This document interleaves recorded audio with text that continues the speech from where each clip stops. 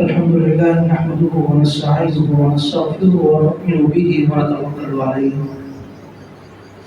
ونعوذ بالله من شرور أنفسنا من يهده الله فلا مضل له ومن يضلله فلا هادي له وأشهد أن لا إله إلا الله وحده لا شريك له وأشهد أن سيدنا وسندنا ومولانا محمد عبده ورسوله أما بعد فأعوذ بالله من الشيطان الرجيم بسم الله الرحمن الرحيم وسارعوا إلى مغفرة من ربكم وجنة عرضها السماوات والأرض أعدت للمتقين صدق الله العظيم وصدق رسوله النبي الكريم ونحن على ذلك لمن الشاهدين والشاكرين والحمد لله رب العالمين. میرے واجب الاحترام قابل صد احترام دوستوں ساتھیوں بزرگوں،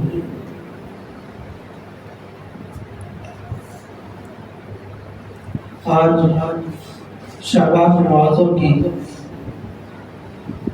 29 تاریخ ہے اور کبھی امکان یہی ہے کہ شاید آج شام سے رمضان المبارک کی ابتدا ہو جائے۔ دعا ہے اللہ رب العزت ہمیں اپنی زندگی میں ایک مرتبہ دوبارہ رمضان المبارک میں شریک ہونے کی سعادت نصیب فرمائے اور رمضان المبارک کے تمام انعامات، تمام برکتیں، تمام رحمتیں، تمام فائدہ حاصل کرنے والی چیزیں جو نبی اکرم صلی اللہ علیہ وسلم کے ذریعے ہم تک پہنچی ہیں ان کو حاصل کرنے والا اور ہم ان فائزین میں سے ہو جائیں جن کے لیے اللہ رب العزت نے انعام و اکرام کیا ہے اور مغفرت کی دعا فرمائی ہے جبرائیل امین نے،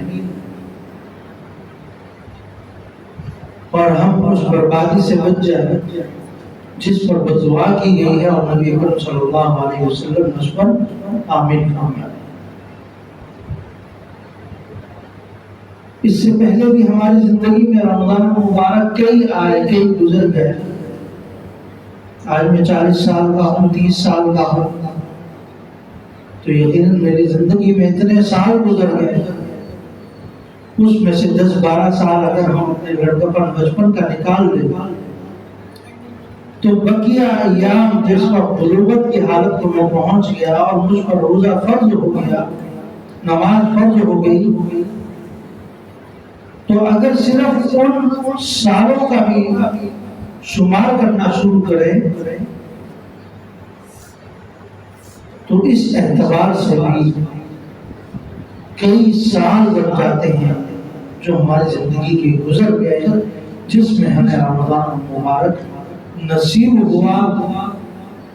ان میں سے امید یہی ہے کہ کئی لوگوں نے اس کو کامیاب بنایا ہوگا اور کئی مجھ جیسے بدقسمت بھی ہوں گے جو ہر سال رمضان مبارک آیا اور اس کو اپنی نادانی اور غفلت میں گزارتے ہیں۔ اب یہ ارادہ کرنا ہے، یہ کوشش کرنی ہے کہ یہ رمضان ہمارا عام رمضانوں کی طرح نہ ہو۔ پہلے رمضان ہمارے گزر گئے، ہم نے روزہ تو رکھا لیکن اس روزے کے اندر گناہ بھی کیا۔ اب وہی رمضان تھا جس کے اندر حلال چیزوں سے ہم بچ گئے۔ کھانا کیا ہے؟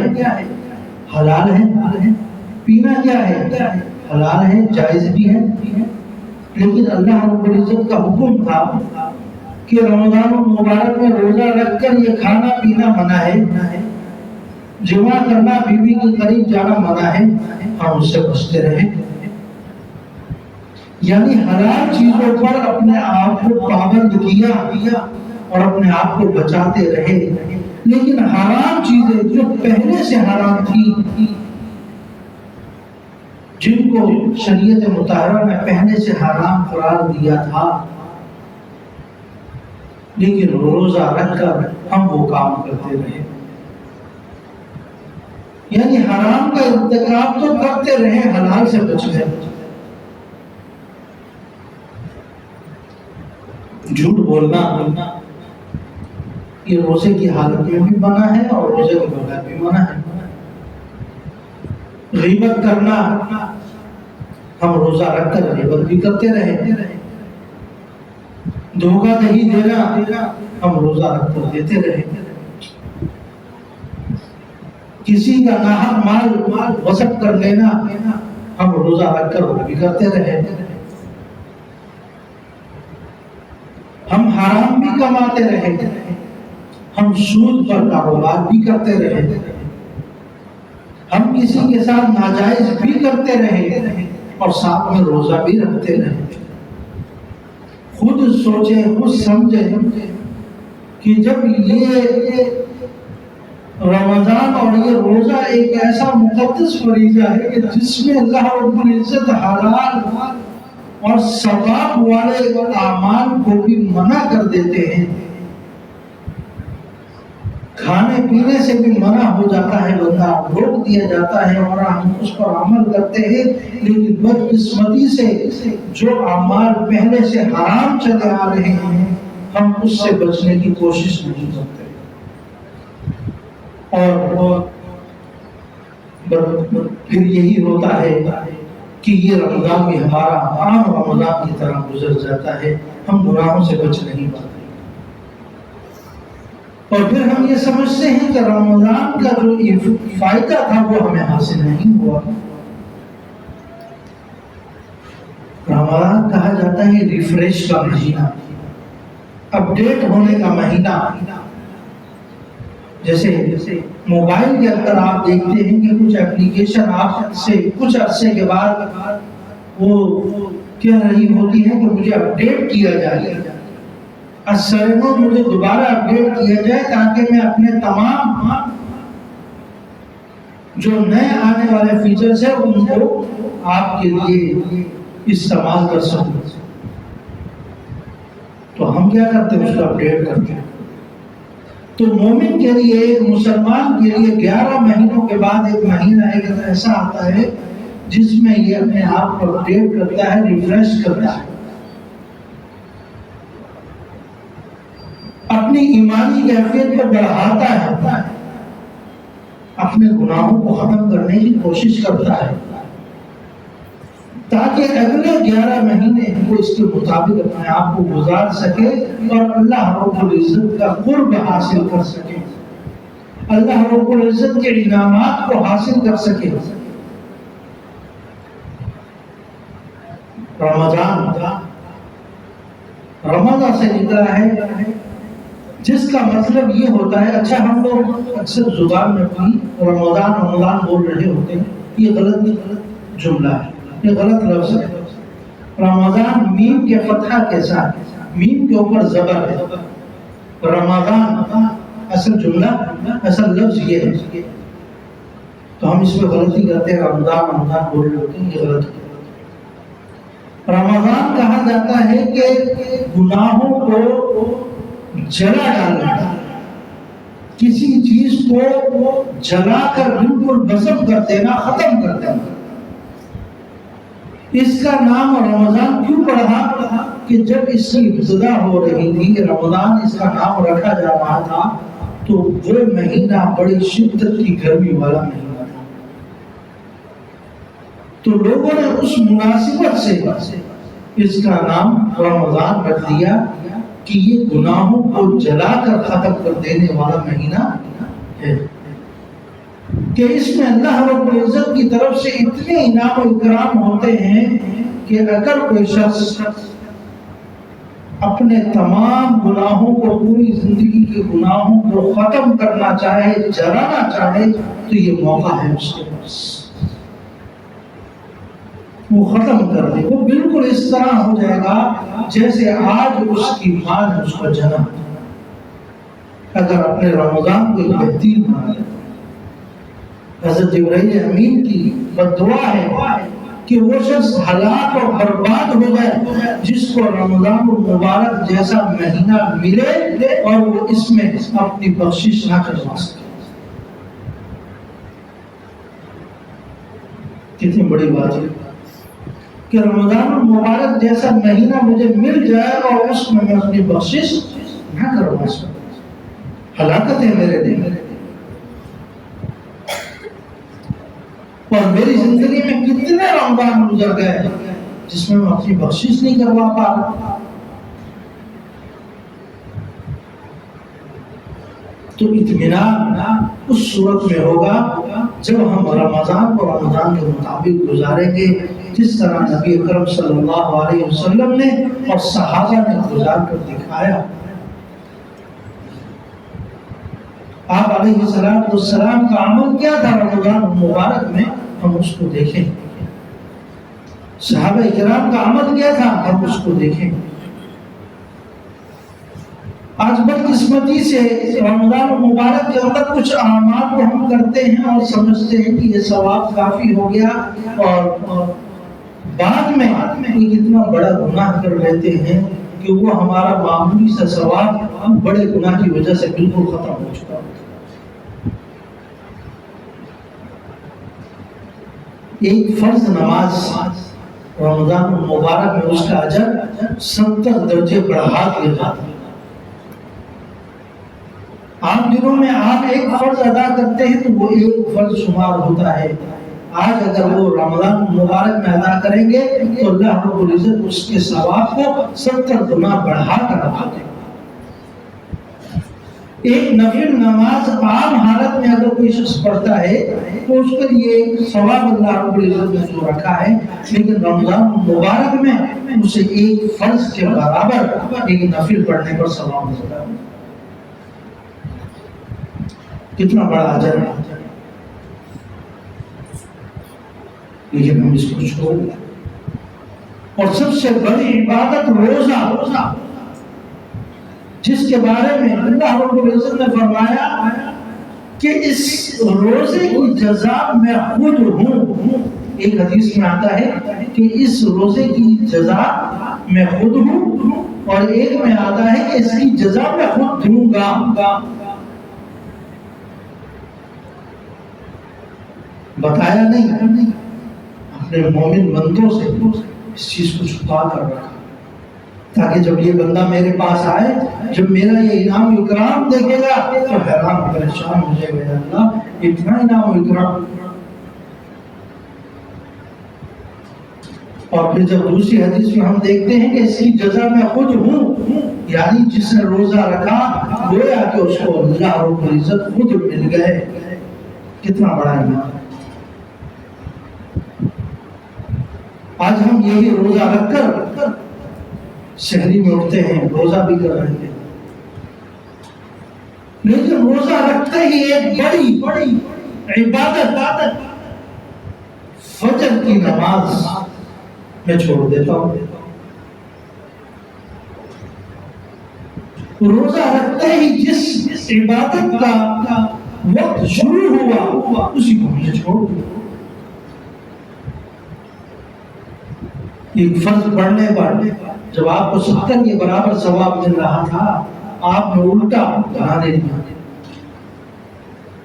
اور جب کسی چیز کی قیمت بڑھ جاتی ہے، اگر اس کو چھوڑ دیا جائے تو اس کا نقصان بھی اتنا ہی ہوتا ہے۔ لوگ رمضان سیل لگاتے ہیں کہ رمضان کیا ہے؟ کمانے کا مہینہ۔ ٹھیک ہے، اللہ رب العزت نے ایک موسم آپ کو دیا ہے جس میں آپ کما سکتے ہیں، بالکل کمائیں، کوئی منع نہیں کرتا، لیکن ہر چیز کی ایک باؤنڈری ہے، ایک حدود ہے، اس سے تجاوز نہ کریں۔ عبادات اپنی جگہ ہو، کمانا اپنی جگہ ہو، کماتے ہوئے اللہ کی عبادات کو نہ بھولنا۔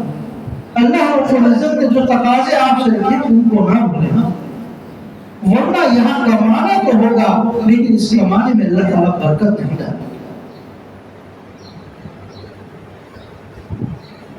لاکھوں روپے کی آپ نے آمدنی کر لی، لیکن اگر اس میں برکت نہیں ہے اللہ کی طرف سے رحمت نہیں ہے تو الٹا نقصان ہے آپ کے۔ اور آپ دیکھتے ہیں ہمارے کتنے لوگ ہیں جو رمضان میں اچھا کماتے ہیں اور رمضان گزرتے ہی وہ معمول کی زندگی پر آ جاتے ہیں۔ تو اپنی آمدنی میں اگر برکت لانا چاہتے ہو تو ساتھ میں اللہ رب العزت کے جو فرامین ہیں، جو حکم ہیں، ان کو بھی پورا کرنا ضروری ہے۔ رمضان المبارک اگر آ رہا ہے تو اس کے تمام تقاضوں کو پورا کرنا ہے۔ کہیں نہیں لکھا کہ آپ رمضان المبارک میں تراویح کی نماز چھوڑ کر کمانے کے لیے چلے گئے، آپ مغرب کی نماز چھوڑ دیں، آپ عشاء کی نماز چھوڑ دیں۔ اگر یہ نمازیں چھوڑنا کسی حدیث میں ہوتا، کسی عمل، کسی صحابی کے عمل سے ثابت ہوتا یا نبی اکرم صلی اللہ علیہ وسلم کے عمل سے ثابت ہوتا تو جنگ کے میدان میں جب آپ کو تیر لگ رہا ہو، جب سامنے سے کفار حملہ کر رہا ہو تو اس کو چھوڑنے کی اجازت ہوتی۔ اگر اس وقت نماز چھوڑنے کی اجازت نہیں ہے تو پھر میرے بھائی دوستوں بزرگوں، پھر کوئی اور عمل، کوئی اور وقت دنیا میں ہمیں نظر نہیں آتا جس میں ہم نماز چھوڑ سکیں۔ تو نماز چھوڑنے کی گنجائش نہیں۔ کوئی شخص روزہ رکھتا ہے اور یہ سمجھتا ہے کہ میں نماز نہیں پڑھوں گا تو میرا روزہ پورا ہو جائے، ناممکن۔ پھر وہ اپنے آپ کو دھوکہ دے رہا ہے، وہ اللہ کو دھوکہ دینے کی کوشش کر رہا ہے۔ اللہ رب العزت نے اگر اس کے اجر و ثواب کے اندر بڑھا دیا ہے، عام دنوں سے بڑھا دیا ہے، تو اللہ کی چاہت یہ ہے کہ میرا بندہ اضافی عبادات شروع کر دے۔ پہلے فرض تک اگر یہ بات یہ تھا تو اب سنت اور نوافل کو بھی مکمل پابندی کے ساتھ ادا کرنے والا بن جائے۔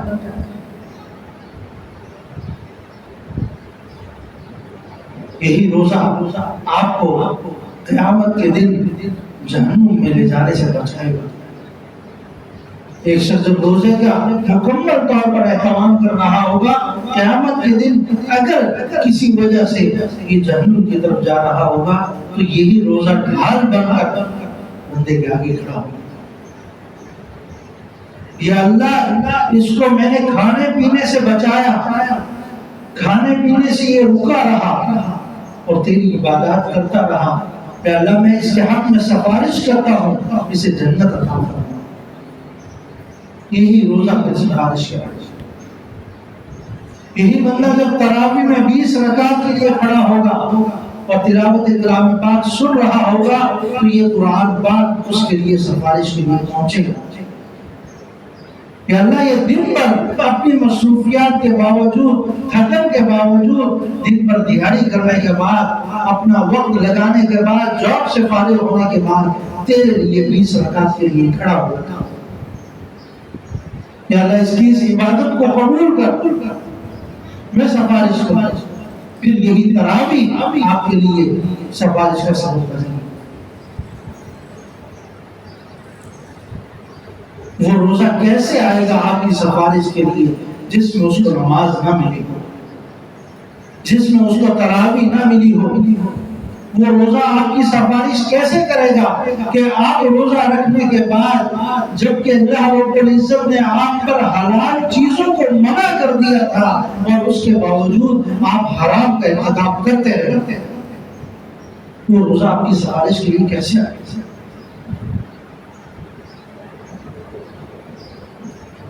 ایک عام آدمی کو بھی اگر یہ اختیار دیا جائے تو اسے بھی شرم محسوس ہوگی کہ جو چیزیں اللہ رب العزت نے غیر رمضان میں بھی مجھ پر حرام کی تھی، میں روزہ رکھ کر ان چیزوں کا وہ ارتکاب کرتا رہا، تو میں اس بندے کی کیسے سفارش کروں؟ میں کیسے جا سکتا ہوں؟ جھوٹ بولنا مجھ پر حرام تھا غیر رمضان میں بھی، رمضان میں روزہ رکھ کر جھوٹ بولتا ہوں۔ میرے پاس کوئی چیز خریدنے کے لیے آیا، میں ایک دکان کا ملازم ہوں، میں تاجر ہوں، میں نے جھوٹ بول کر وہ چیز دی اسے، میں نے کسی کے ساتھ ناجائز کیا، رمضان مبارک میں روزہ رکھ کر اپنے کسی بھائی کی غیبت کر رہا ہوں روزہ رکھ کر۔ آج اس کو کوئی بڑا گناہ سمجھتا ہی نہیں، دو بندے ایک ساتھ لڑ جاتے ہیں۔ پہلے یہ بیماری عورتوں میں بہت زیادہ تھی، لیکن اب اس صدی میں عام لوگوں میں بھی آ گئی، مردوں میں بھی آ گئی۔ جہاں دو بیٹھتے ہیں کسی کی ریورس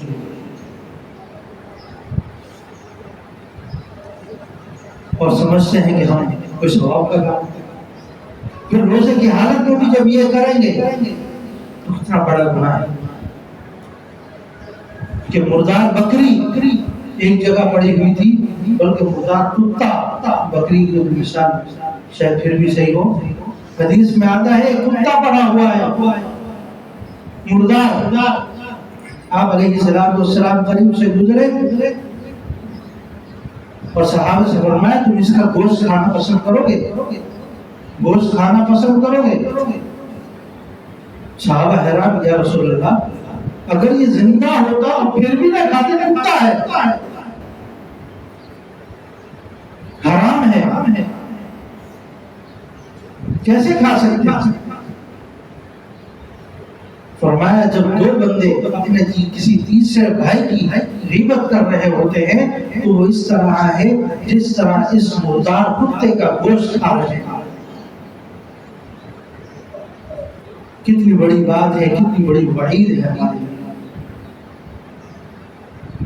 اور آج ہم مزے لے کر دوسرے کی غیبت کرتے ہیں اور پھر یہ نہیں دیکھتے ہم روزے کی حالت میں ہیں۔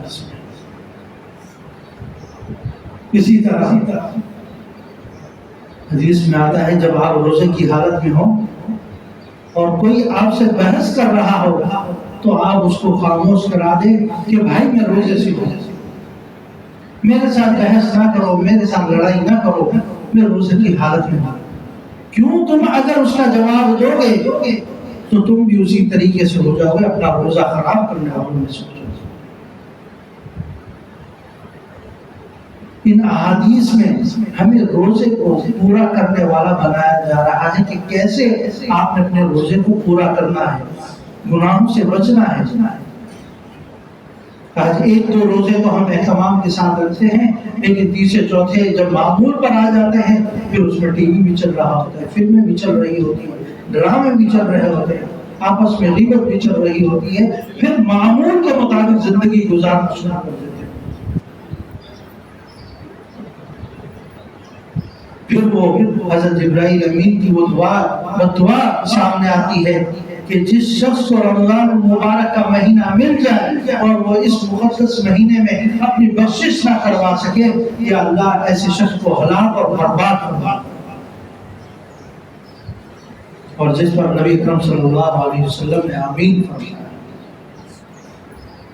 چند دنوں کے بعد وہ چیز ہم پر صادق آ چکی ہوتی ہے، ہم اس پر اتر چکے ہوتے ہیں، اور نتیجہ یہ ہوتا ہے کہ رمضان مبارک کی برکتیں اور رحمتوں سے ہم پھر دور ہوتے جاتے ہیں، پھر وہ چیزیں ہمیں حاصل نہیں ہو رہی ہوتی ہیں، اور پھر یہی ہوتا ہے کہ عید کی نماز میں ہم باہر تک صفیں رکھتے ہیں اور اسی دن ظہر کی نماز میں مسجد خالی ہوتی ہے۔ تو نمازی کہاں چلے جاتے ہیں؟ وہ اللہ کو یاد کرنے والے کہاں چلے جاتے ہیں؟ وہ اللہ کی عبادت کرنے والے لوگ کہاں چلے جاتے ہیں؟ وہی ظہر کی نماز جس طرح رمضان مبارک میں فرض تھی، اسی طرح ہم دنوں میں بھی ہمارے اندر یہ افسوس ہے۔ دین، ہمارا دین بہت آسان دین ہے، اگر اس پر عمل کر لیا جائے اللہ اللہ رب العزت نے نظام الاوقات ایسے بنائے ہیں کہ آپ کا کاروبار بھی نہ رکے اور آپ میری عبادت بھی کر سکیں، آپ آرام بھی کر سکیں، آپ عبادات بھی کر سکیں، آپ کما بھی سکیں، آپ عبادات بھی کر سکیں، آپ اپنی فیملی کو، اپنے بچوں کو ٹائم بھی دے سکیں، ساتھ میں میری عبادت بھی کر سکیں۔ آپ کا سونا، آپ کا جاگنا اگر اللہ رب العزت کے بتائے ہوئے طریقے کے مطابق آ جائے، خدا کی قسم آخرت بھی بنے گی، دنیا بھی بنے گی۔ آج ہم ان چیزوں سے ہٹ جاتے ہیں، نہ دنیا بنا پاتے ہیں نہ آخرت بنتی ہے۔ فجر کی نماز کا اہتمام نہیں کرتے، روز آ کر سو جاتے ہیں اور سمجھتے ہیں کہ ہم نے عبادت پوری کر لی، حالانکہ اس وقت سے گناہ شروع ہو چکا ہوتا ہے۔ ظہر کی نماز ہی بعض مرتبہ اپنے کاموں کی تھکن کی وجہ سے نہیں ادا کرتے، سو جاتے ہیں۔ عصر مغرب کا تو پھر کچھ پتہ ہی نہیں ہے، وہ تو ویسے ہی آدمی مر رہا ہوتا ہے بعض مرتبہ۔ تو جو ان چیزوں کی پابندی کرے گا اللہ رب العزت اسے تقویت دے گے، طاقت دے گے۔ پھر صوم داؤدی رکھنا بھی اس کے لیے آسان ہے اگر وہ رکھنا چاہے۔ تو اللہ رب العزت ہمیں رمضان المبارک کی تمام برکات کو حاصل کرنے والا بنائے، اور جو تقاضے اللہ رب العزت نے ہم سے رکھے ہیں ان کو پورا کرنے والا بنائے۔ نبی اکرم صلی اللہ علیہ وسلم کی سنتوں کے مطابق اس رمضان کو گزارنے والا بنائے، نہ کہ اپنی چاہت اور اپنی ضروریات کے مطابق ہم رمضان گزاریں، بلکہ اللہ رب العزت کی چاہت کے مطابق رمضان گزاریں۔ اللہ تعالیٰ ہم کی توفیق عطا فرمائے۔ وما علینا الا البلاغ۔